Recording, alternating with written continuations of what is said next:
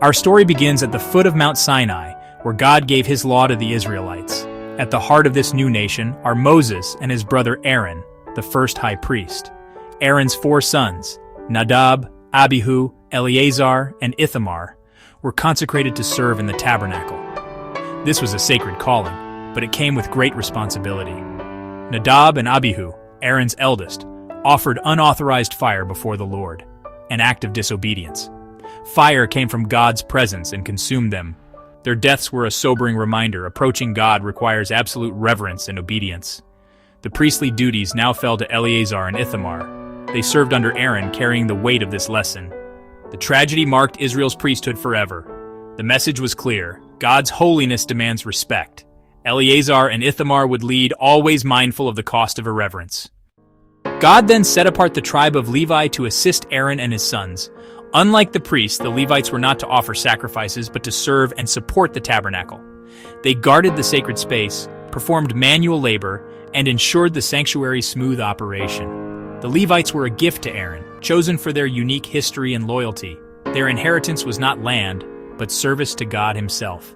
This divine order established clear roles. Priests led worship, Levites supported and protected. Every task, from guarding the entrance to carrying supplies, was vital. The Levites' lives revolved around God's presence. This system brought harmony and reverence to Israel's worship. Each person had a God-given role, all centered on honoring the one true God. The Levites' calling was a living devotion to God among his people.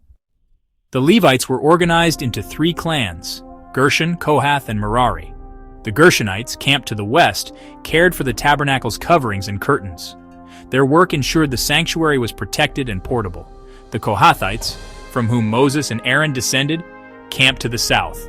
They were entrusted with the most sacred objects: the ark, the lampstand, the altars, and holy utensils. Because of the holiness of these items, the Kohathites could not touch them directly. The priests covered the objects before the Kohathites carried them. This process underscored the awe required in serving God. Each clan's duties reflected God's order and holiness. The Levites' organization was a lesson in careful, obedient service. The Merarites, camped to the north, handled the tabernacle's structure: frames, pillars, bases, and ropes. They were the builders, responsible for assembling and transporting the sanctuary's framework.